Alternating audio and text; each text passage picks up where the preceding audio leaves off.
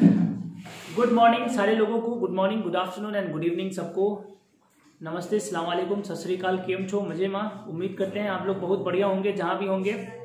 पिछले क्लास में 11th class का ये हम लोगों का पिछले 2 दिन से हम लोग वीडियो नहीं डाल रहे थे क्योंकि आर्टिकल का पढ़ाई हो रहा था और आर्टिकल का ऑलरेडी वीडियो मैंने प्लेलिस्ट में बना के डाल रखा है, पूरा का पूरा आर्टिकल। तो वहाँ से आप आर्टिकल देख सकते हैं। और जो बुक हम लोग पढ़ रहे थे यानी कि पिछले वाले वीडियो में मैंने आपको मदर इंडिया पढ़ाया था और अब जो वीडियो मैं आप लोगों को दे रहा हूँ ये मदर इंडिया के बाद क्लास 11 का वीडियो है। मदर इंडिया के बाद का जो चैप्टर है आप लोगों का national unity, nation and nationalism. ये आज आप लोगों के अंदर देशभक्ति का जोश और जुनून पैदा कर देगा। तो आज का जो ये वीडियो होगा वो जयप्रकाश नारायण के द्वारा लिखा गया जो चैप्टर है national unity, nation and nationalism, ये इस चैप्टर को आज हम लोग पढ़ेंगे। आइए सबसे पहले हम लोग देखते हैं कि इनका जन्म कब हुआ था और इनकी मृत्यु कब हुई थी। तो इनका जन्म हुआ था 1902 में और इनका मृत्यु हुआ था 1979 में और इनका मृत्यु हुआ था 1979। इनका जो ऑब्जेक्टिव, आप सारे लोगों को पता है कि जब भी मैं चैप्टर पढ़ाता हूं तो उन चैप्टर्स के मैं पहले ऑब्जेक्टिव्स को देता हूं आप लोगों को ताकि वो ऑब्जेक्टिव आप लोगों को पकड़ने में काम आए। तो इनके ऑब्जेक्टिव्स मैं अभी यहाँ पे लिख रहा हूं, आप वो सारे ऑब्जेक्टिव्स बड़ा ध्यान से समझिएगा। पॉपुलरली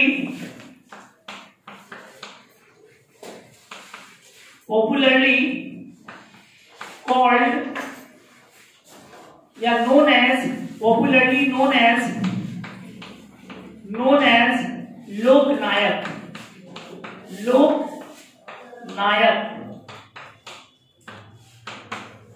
यानी कि लोकनायक जयप्रकाश नारायण, इस प्रकार से भी हम लोग पूरा पढ़ सकते हैं लोकनायक जयप्रकाश नारायण। वैसे इनका लोकनायक नाम नहीं था, पॉपुलरली मतलब उस चीज से ये जाने जाते थे, हमारे इंडिया में फेमस थे, पॉपुलर थे लोकनायक से। He was one of the most prominent leaders and thinkers in modern India। Modern India के ये बहुत ही जबरदस्त शिक्षक कम लीडर थे, मतलब पैसे से ये शिक्षक थे और बाद में लीडर बन गए। आंदोलन का नाम सुना होगा आप लोगों ने, छात्र आंदोलन जो हुआ था जयप्रकाश, उस आंदोलन का नाम पता है आप लोगों को? जेपी आंदोलन। आप लोग पढ़े होंगे इतिहास में, मैट्रिक वगैरह में। जेपी आंदोलन वो छात्रों का आंदोलन था और बहुत जबरदस्त आंदोलन हुआ था और उसी आंदोलन से हमारे लालू प्रसाद यादव और नीतीश जी, ये दोनों लोग उसी आंदोलन से निकल के नेता जो है वो बाहर आए थे। बहुत सारे नेता उसमें बाहर आए थे, बहुत सारे। He played a major role in the struggle for independence। ये आजादी में भी बहुत बड़ा इनका योगदान रहा है, बहुत बड़ा योगदान रहा है। His struggle continued even after the country achieved independence। अगर जब भारत आजाद हो गया तो आजादी के बाद भी इनका स्ट्रगल लगातार जारी रहा। आजादी के बाद भी ये लड़ते रहे अपने देश को, अपने राष्ट्र को सही दिशा और सही निर्देश दिखाने के लिए, क्योंकि पेशे से शिक्षक थे और शिक्षक कभी भी किसी भी पार्टी, किसी भी जाति, किसी भी धर्म का नहीं होता है। शिक्षक खुद एक जात होता है। टीचर बोले तो कॉमन नाउन, और कॉमन नाउन का हिंदी होता है जातिवाचक संज्ञा। तो शिक्षकों का कोई जात और कोई धर्म और कोई राजनीतिक पार्टी नहीं होता है, वो सबके लिए बराबर होता है। He played a major role in the socialist and Sarvodaya movement and finally in the movement against separation of civil liberties। 1974 से 1977 तक एक सिविल लिबर्टी मतलब हमारे सामाजिक स्वतंत्रता के लिए एक आंदोलन छिड़ा था। सिविल लिबर्टी के नाम से वो आंदोलन था। वो आंदोलन 1974 का मतलब आजादी के पहले की आजादी के बाद? आजादी के बाद। तो आजादी के बाद 1974 में वो सिविल लिबर्टी नाम का एक आंदोलन था। वो आंदोलन जोरों से पकड़ा था और पता है कितने साल तक चला? 1974 से 1977 तक चला था ये आंदोलन। जो अभी किसान आंदोलन चल रहा है ये अभी कितना दिन, 60 दिन, 65 दिन, 70 दिन तो हो ही रहा है। तो जो ये आंदोलन जो था वो कब से कब तक चला? 1974 से 1977 तक, पूरे 3 साल। Popularly known as JP movement. और उसी आंदोलन को बाद में लोग जेपी आंदोलन के नाम से जानने लगे। In this extract from Jayaprakash Narayan selected works Volume 2, JP explored the changing connection of nation and nationality at different points of time. इस चैप्टर में आखिर क्या लिखा है? इस चैप्टर जयप्रकाश नारायण यह चैप्टर लिख करके आप लोगों को क्या बताना चाहते हैं? इस चैप्टर में जयप्रकाश नारायण ने आखिर क्या लिखा है? तो इस चैप्टर में जयप्रकाश नारायण ने बताया है कि what is the real meaning of nation and nationality. राष्ट्र और राष्ट्रीयता का असली मतलब क्या होता है? Depend heavily on the circumstances of the state and the structure of the society. याद रखिएगा, किसी भी देश में आप रह रहे हैं, किसी भी राष्ट्र में आप रह रहे हैं, तो वहां की जो राष्ट्रीयता है, वो राष्ट्रीयता वहां के समाज, उस राज्य, वहां के लोकल एनवायरनमेंट पर असर दिखाना चाहिए या असर दिखाता है।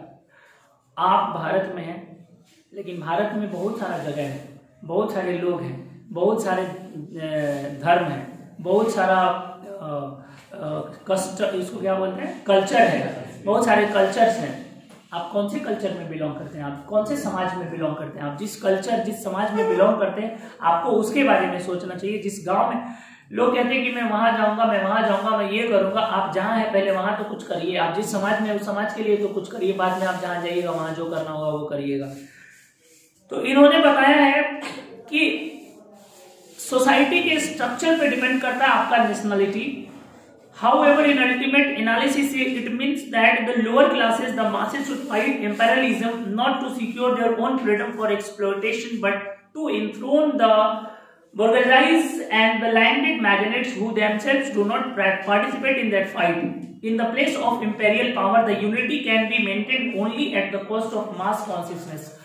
ये कह रहे हैं कि बहुत सारे हमारे समाज में, पहले बहुत सारे हमारे समाज में बराबरी, जो आज आप लोग देख रहे हैं, बराबरी का उसको क्या कहते हैं, आप लोगों का समानता का अधिकार पढ़े होंगे आप लोग, सरकारी स्कूल में अधिकार बताया जाता है, फलाने का अधिकार, चिल्लाने का अधिकार, सब अधिकार गिनाया जाता है। जब प्रार्थना होता है ना, तो उसके बाद ऐसे हाथ करके, तो उसमें एक आता है आप लोगों का समानता का अधिकार। Do you know what is समानता का अधिकार? हाँ, do you know what is समानता का अधिकार? Do you know what is समानता का अधिकार? क्या आपको पता है कि समानता का अधिकार क्या होता है? समानता का अधिकार होता है कि एक समाज के हर वर्ग के लोग समान हैं, बराबर हैं। आपके अंदर अगर खून है, हिंदू के अगर हिंदू भाई साहब के अगर खून बह रहा है, तो हमारे मुसलमान और सिख भाई के अंदर पानी नहीं बह रहा है, वहां भी खून ही बह रहा है। उनके शरीर के अंदर से भी खूनी है, सबके शरीर के अंदर खूनी है, चाहे किसी भी जात, किसी भी धर्म, इंसान है तो शरीर में खूनी है। और खून सबका लाल ही होता है, खून सबका लाल ही होता है। ऐसा नहीं है कि हम किसी दूसरे ग्रह से हमारा खून जो है वो पीला है, ऐसा नहीं है। पीला हो जाएगा खून तो मतलब जॉन्डिस हो गया है वो अब स्थिति खराब हो गया है, पूरा ब्लड बदलना पड़ेगा, फिर से वही रेड वाला खून। अगर जीना है तो खून को कैसा करना होगा? लाल ही करना होगा। तो ये जयप्रकाश नारायण ने एक अधिकार का जो है वो वर्णन किया था उसमें, कि हमारे राष्ट्र की राष्ट्रीयता एक आदमी से कभी भी विकसित नहीं हो सकती है। आप चाहोगे कि आप अकेले राष्ट्र को बड़ा कर दो तो पॉसिबल नहीं। कहते ना, एक कहावत आप लोगों ने सुना है होगा कि अकेले चना भाड़ नहीं फोड़ता, ऐसा करके कोई कहावत है। कहने का क्या मतलब है? इस कहावत का मतलब यही है कि राष्ट्र के विकास में आप लोगों का, जब हम 12th क्लास में जब हम आप लोगों का एक चैप्टर पढ़ाएंगे, मार्टिन लूथर किंग के द्वारा लिखा गया चैप्टर जिसका नाम है आई हैव अ ड्रीम। तो मार्टिन लूथर किंग के द्वारा लिखा गया जो चैप्टर है आई हैव अ ड्रीम, जब ये चैप्टर मैं आप लोगों को पढ़ाऊंगा तो उस चैप्टर में मैं आप लोगों को बताऊंगा कि मार्टिन लूथर किंग जो अमेरिका में इतना बड़ा आंदोलन जो शुरू किए थे, वो अमेरिका के लोगों से चिल्ला चिल्ला के बोले थे कि आप अपने देश का विकास अकेले नहीं कर सकते हो, किसी भी देश का विकास कोई अकेले नहीं कर सकता है। उस देश में हर वर्ग, हर तबके के लोग, हर समाज के लोगों को लगना होगा, तब जाके उस देश का विकास संभव होगा। कोई अकेले चाहे कि हम अपने देश का विकास कर दे तो पॉसिबल नहीं है। अच्छा, घर में भी यही होता है, दूर हो गया, राष्ट्र दूर है, राष्ट्र जो है वो दूर है, मत जाओ राष्ट्र पे, मत जाओ, घर पे जाओ। एक कमाने वाला हो और 10 वो खाने वाला हो तो घर का विकास रुक जाएगा। तो पता चलेगा कि बेचारा वो सबका पेटे भरने में उसका सब पैसा खत्म हो जाएगा। घर का विकास तब होगा जब 10 गो खाने वाला है तो ओकरा में 5 गो कमाने वाला भी है, तब उस घर का क्या होगा, विकास होगा। अब 1 गो कमाने वाला है या 10 गो बैठ के खाने वाला है तो उसमें उस घर का विकास संभव नहीं हो पाएगा। तो वैसे ही देश है, देश भी वैसा ही है।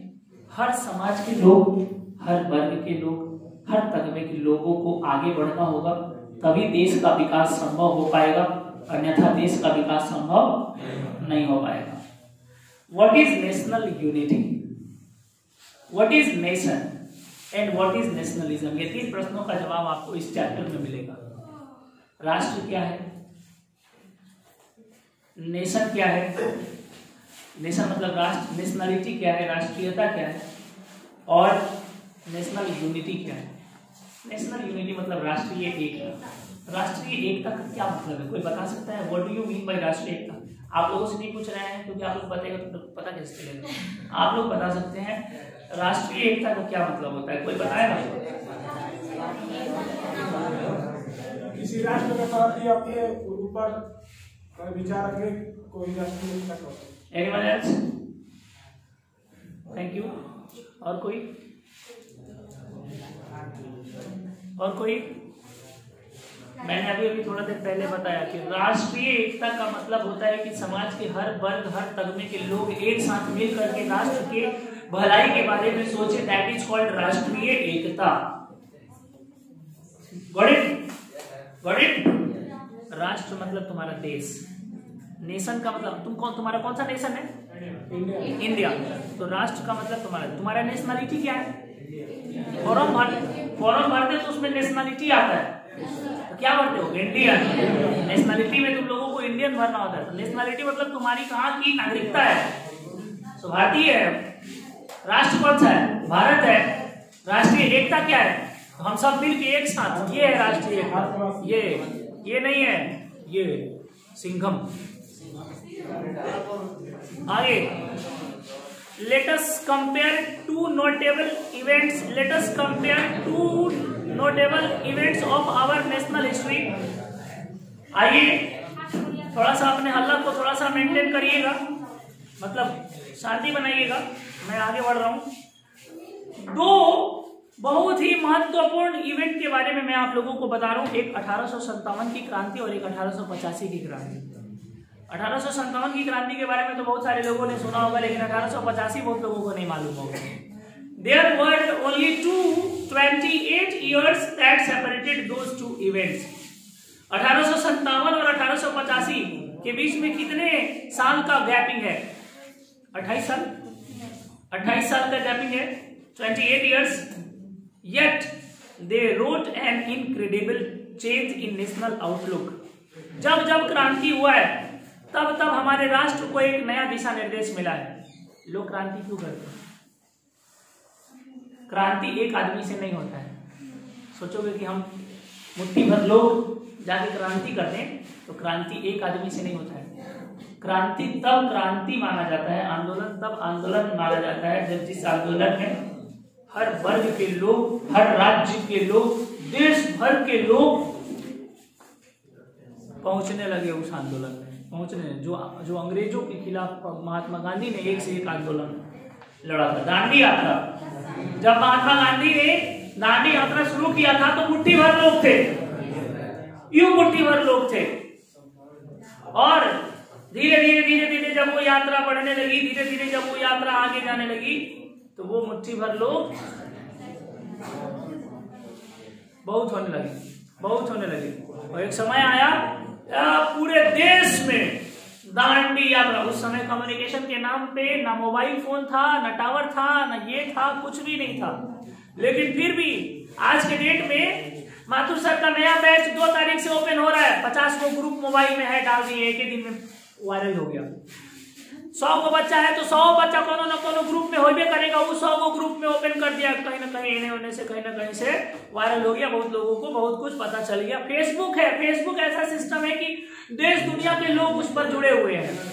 5000 दोस्त है तो में 2000 दिल्ली, बॉम्बे, कलकत्ता, कहाँ के सब लोग हैं। डाल दो फेसबुक पे, टैग कर दो, सबको पता चल गया। पहले जमाना ऐसा नहीं था ना, कि पहले फेसबुक नहीं था ना, कि महात्मा गांधी ने दांडी यात्रा शुरू किया, डाल दो फेसबुक पर सब बोल जाएंगे, ऐसा नहीं था। लेकिन फिर भी देश भर के लोग दांडी यात्रा में जुड़े। वो आंदोलन वाकई में वो आंदोलन था, वैसा आंदोलन जो सरकार के गद्दी को हिला दे, सरकार लाचार हो जाए, मजबूर हो जाए। देश में 130 करोड़ देशवासी हैं, 20 करोड़ लोग खिलाफ हैं और 110 करोड़ लोग सपोर्ट में हैं। सरकार किसका सुनेगी? ऑब्वियस है कि 110 करोड़ का सरकार सुनेगा। 20 करोड़ चिल्लाते रहो, क्या फर्क पड़ने वाला है? सरकार तो तब हिलेगी जब वो 20 करोड़ उलट जाएगा, 20 करोड़ सपोर्ट वाले हो जाएंगे और 110 करोड़ ना सपोर्ट वाले हो जाएंगे, तब सरकार की गद्दी हिलने लगेगी। तब उनको लगेगा कि अरे हमको वोट तो 110 करोड़ वालों से ही चाहिए ना, 20 करोड़ वोट देगा थोड़ी सरकार बनेगी, 110 करोड़ मिलकर कहीं दूसरी जगह वोट दे देगा तो सरकार गिर जाएगा ना। ये होता है राजनीति, ये होता है सिस्टम। इस हिसाब से उन लोगों का दिमाग खुलता है कि आंदोलन में वो भी चेक करता है कि आंदोलन में कौन देश के लोग, कौन राज्य के लोग हैं, वो लोग भी चेक करता है। वो लोग भी, उन लोगों का भी पूरा चप्पा चप्पा ये सब फैला हुआ है कि कितने लोग सपोर्ट में है और कितने लोग सपोर्ट में नहीं है। नहीं देगा तो काम कैसे चलेगा? आगे इन्होंने लिखा है कि from a struggle of sovereign power to prayer for a royal commission marks a great change, yet the latter has been called the beginning of the formula of India demands. Bharat की डिमांड पर एक बहुत बड़ा बदलाव किया गया, royal commission का गठन किया गया। रॉयल कमीशन का गठन, किसी भी चीज का गठन क्यों किया जाता है? फैसला लेने के लिए किया जाता है। आप लोग में भी बहुत सारे छात्र नेता हैं,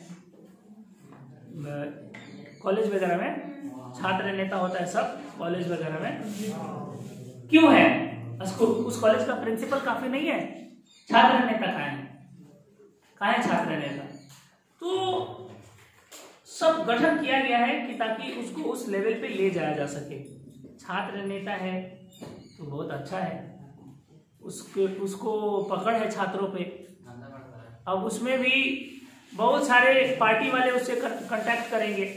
क्या कांटेक्ट करेंगे? कोई पार्टी वाला जाएगा और वो जाके उससे कांटेक्ट करेगा कि आप मेरे साथ आइए, उसको भी वैल्यू मिलेगा, उसको भी पूरा, क्योंकि उसके अंडर में बहुत सारे वोट है, उसके अंडर में बहुत सारे लड़के हैं। जब कभी भी सड़क जाम करना हुआ, आंदोलन करना हुआ, आंदोलन में कौन जाता है? आंदोलन में अभी अगर आंदोलन होगा तो आंदोलन में लड़के जाएंगे ना। आंदोलन छात्रों का आंदोलन, छात्र लोग जाएगा। वैसे आज के डेट में कैसे आंदोलन है, छात्र पहुंच जाता है। कौन चीज का आंदोलन हो, छात्र पहले पहुंच के वहां खड़ा है। वो में नहीं तो हम देखे हैं, मैंने ऐसा लगता है जैसे कि अपना गुस्सा निकालता है। हाँ, अपना किस चीज का गुस्सा, अगर उसको ना, अगर आंदोलन हो रहा है, अगर उसको बगल वाला, अगर मान लो माथुर से उसको प्रॉब्लम है तो सबसे पहले भागल 10 रुपये लेके आएगा माथुर इंग्लिश क्लास में, 500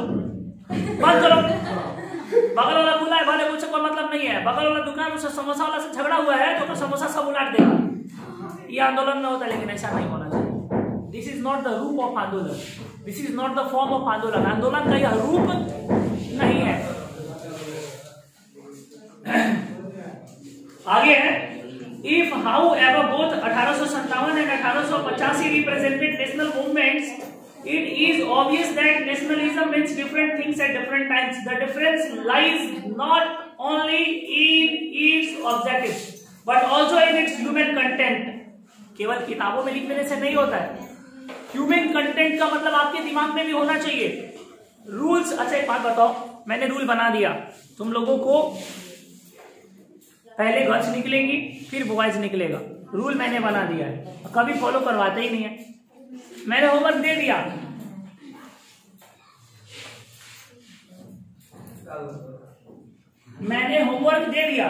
और मैं कभी सुन ही नहीं रहा हूं कि आप लोग होमवर्क कर रहे हैं कि नहीं कर रहे हैं।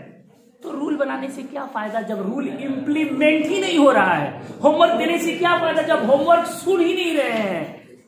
सो याद रखिए, रूल्स जो होते हैं ये इनकी इम्प्लीमेंटेशन जरूरत होती है। जैसा कि आज एक रूल बना है, कौन सा रूल? ये रोजा रोड वाला रूल बना है कि आप रोजा रोड में जा सकते हैं, उधर से आ नहीं सकते हैं। आप नहीं, बाइक वाला आप जा सकते हैं, आ सकते हैं, लेकिन बाइक वाला, ऑटो वाला, कार वाला अगर रोजा रोड में घुस गया तो अब उसको निकलने के लिए प्रभाकर रोड से निकलना होगा। वापस अगर वहीं से घूम के वापस अगर रोजा रोड से वापस आता है उसी रोड से, तो उसको फाइन देना होगा। ये नया कानून बना है। अब वो कानून बन गया है, 4 दिन कड़ाई हुआ, 4 दिन के बाद 5वां दिन सब ढीला हो गया, सब आने लगा जाने लगा। कहने के लिए तो किताबों में कानून बन गया, क्या मेंटली कानून बना? नहीं बना। ये चैप्टर अभी खत्म नहीं हुआ, लेकिन समय खत्म हो गया है। गाइज, इस चैप्टर का जो बाकी का हिस्सा है वो मैं आप लोगों को अगले वीडियो में यानी कि कल बताऊंगा। तब तक के लिए दीजिए इजाजत। Thank you very much. Thank you.